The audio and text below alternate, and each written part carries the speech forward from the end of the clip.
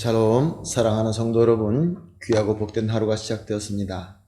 오늘도 신실하신 우리 하나님께서 예배로 불러주셨습니다. 오늘 예배를 통하여 풍성한 은혜와 능력을 받게 되시기를 예수님의 이름으로 축복합니다. 다 같이 기도하면서 새벽 예배 시작하겠습니다. 기도합니다.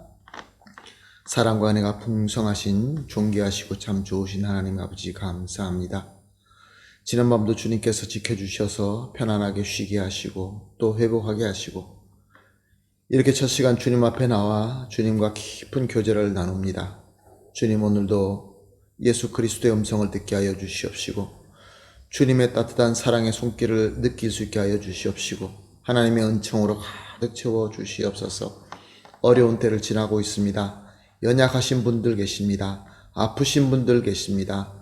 주님, 위로하여 주시고 어루만져 주시어서 치유되게 하여 주시고 회복되게 하여 주시옵시고 강건하게 하여 주시어서 하나님께서 주신 이 귀한 이 사명을 잘 섬기며 풍성한 열매 맺게 하여 주시옵소서. 예수님의 이름으로 기도합니다.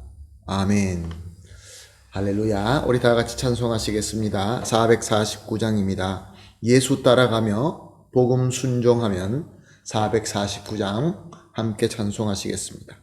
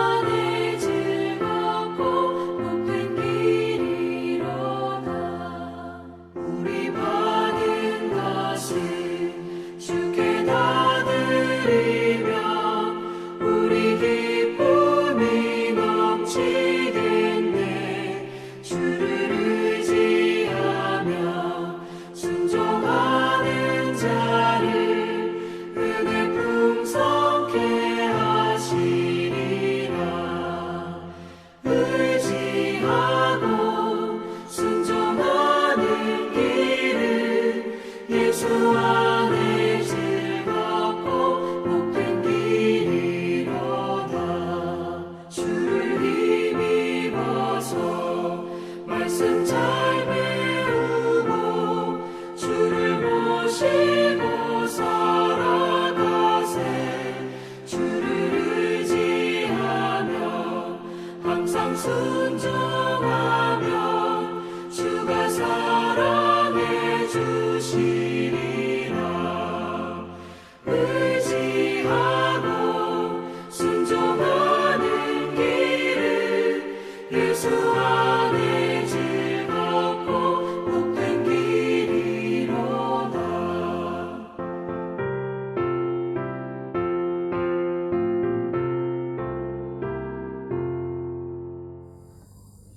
아멘. 할렐루야. 감사합니다.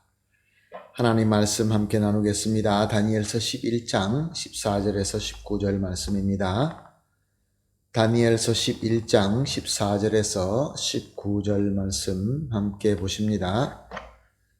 그때 여러 사람이 일어나서 남방왕을 칠 것이요 내 백성 중에서도 포악한 자가 스스로 높아져서 환상을 이루려 할 것이나 그들이 도리어 걸려 넘어지리라.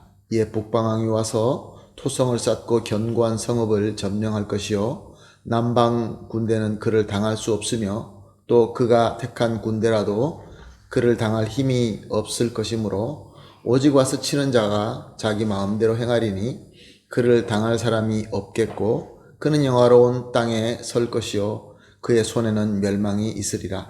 그가 결심하고 전국의 힘을 다하여 이르렀다가 그와 화친할 것이요 또 여자의 딸을 그에게 주어 그의 나라를 망하게 하려 할 것이나 이루지 못하리니 그에게 무익하니라. 그 후에 그가 그의 얼굴을 바닷가로 돌려 많이 점령할 것이나 한 장군이 나타나 그의 정복을 그치게 하고 그 수치를 그에게 돌릴 것이므로 그가 드디어 그 얼굴을 돌려 자기 땅 산성들로 향할 것이나 거쳐 넘어지고 다시는 보이지 아니하리라. 아멘. 계속해서 하나님께서 다니엘 환상을 통하여 또 해석하시는 예언을 보면서 은혜를 나누고 있습니다. 14절 말씀을 보면 여러 사람이 일어나 남방왕을 칠 것이다 라고 기록하고 있습니다. 이것은 역사에서 남방 애굽 왕국에게 라피아 전투에서 패하고 궁지에 몰렸던 북방 셀레우쿠스 왕국의 안티오쿠스 3세가 이제 급하게 주변 나라들에게 도움을 받아서 동맹을 맺고 다시 남방 왕국을 치는 것을 예언하고 있는 말씀입니다. 14절 말씀을 보게 되면 내 백성 중에는 포악한 자가 스스로 높아져서 환상을 이루려 할 것이나 그들이 도리어 걸려 넘어지리라 라고 하고 있습니다. 이것은 당시에 유대인들 중에 남방 애굽 왕국에 속해져 있는 이스라엘의 독립을 얻고자 이제 애굽을 치러 내려오는 북방 왕국에게 도움을 주면서 독립받을 것을 약속받고 그렇게 도우지만 결국 북방 왕 안티오쿠스 3세에게 배신당하는 역사를 예언하고 있습니다. 이스라엘 독립을 추구하는 것은 참 좋은 일입니다. 그러나 하나님의 뜻대로 하지 않을 때에는 실패할 수밖에 없는 것이죠. 15절과 16절 말씀은 이스라엘 독립을 약속하고도 유대인들에게 도움을 받고 팔레스타인을 다 얻게 된 북방왕은 유대인들과 약속한 것을 지키지 않습니다. 배신합니다. 오히려 예루살렘을 비롯하여 온 이스라엘을 차지하고 자기 마음대로 행할 것이다 라고 예언하고 있습니다. 이것은 BC 197년에 안티오쿠스 3세가 팔레스타인을 점령하면서 이루어지게 됩니다. 그리고 남방 애굽 왕국을 치러 내려와서 팔레스타인 지역을 점령한 것을 이제 안티오쿠스가 보면서 애굽의 자기의 원수였던 톨로미 4세는 이미 죽었다는 것을 알게 되고 어린 그의 아들 톨레미 5세가 왕이 된 것을 이제 자기 딸 클레오파트라와 결혼을 시킵니다. 그래서 전쟁하지 않고 애굽 남방 왕국을 속국으로 만들게 됩니다. 자기 딸을 통하여 통치를 하려고 했던 것이죠. 그런데 클레오파트라는 야심이 많은 여인입니다. 그래서 그녀는 이제 새로 올라오는 로마 제국과 동맹을 맺고 자기 아버지로부터 독립을 선언해 버립니다. 그것이 바로 오늘 17절에 예언하고 있는 본문 말씀입니다. 애굽을 속국으로 삼았다. 내 딸을 통하여 속국으로 삼았다 라고 생각했던 안티오쿠스 3세는 그는 군대를 돌려서 소아시아 해안 지대를 점령하고 있었습니다. 왜냐하면 그곳이 바로 국제적인 무역을 할 수 있는 길이었기 때문에 그렇습니다. 그러나 애굽과 동맹을 맺은 로마는 스키피오라는 장군을 보내서 안티오쿠스 군대를 쳐버립니다. 점령해버리고 그들을 멸망시킵니다. 안티오쿠스 3세는 완전하게 멸망할 정도의 지경에 이르게 되고 맙니다. 그것이 바로 오늘 본문 18절 19절에서 예언하고 있는 것입니다. 사랑하는 성도 여러분, 이 스토리를 들으면서 어떤 생각이 드십니까? 딸을 보내고 또 남쪽이 북쪽을 치고 북쪽이 남쪽을 치고 여기저기 동맹을 하고 또 동맹을 하게 되면 속이고 이런 핑계 저런 핑계 대면서 공격하고 배신하고 서로 취하고 빼앗는 이것이 바로 세상 만사입니다. 세상 역사가 그렇습니다. 지금 우리가 살고 있는 현대도 마찬가지입니다. 사람들은 자기의 이기적인 탐심을 이루기 위하여 수단과 방법을 가리지 않고 치열하게 경쟁을 합니다. 그래서 어떤 때는 서로 도우면서 동업도 하지만 또 서로 배신하기도 하고 또 남의 것을 불의하게 빼앗아 취하기도 합니다. 결혼도 마찬가지입니다. 결혼도 어떻게 합니까? 헤어지는 것도 이유가 무엇입니까? 자신의 이기적인 이익과 탐심으로 하는 것이 지금 현대 세대의 모습입니다.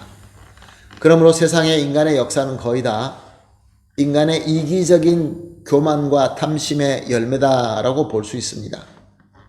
이것을 하나님께서 우리 성도들이 알기를 원하십니다. 그래서 성도들에게 말씀으로 예언해 주시고 조명해 주시고 있는 것입니다. 그리고 하나님 뜻대로 우리가 살 수 있도록 하나님의 뜻대로 순종하고 갈 수 있도록 우리를 독생자 예수 그리스도의 희생으로 말미암아 구원해 주시고 그 안에 거하게 하고 있는 것입니다. 사랑하는 성도 여러분, 오늘도 하루를 시작하고 있습니다. 마음에 어떤 소원을 가지고 어떤 마음을 시작하고 있습니까?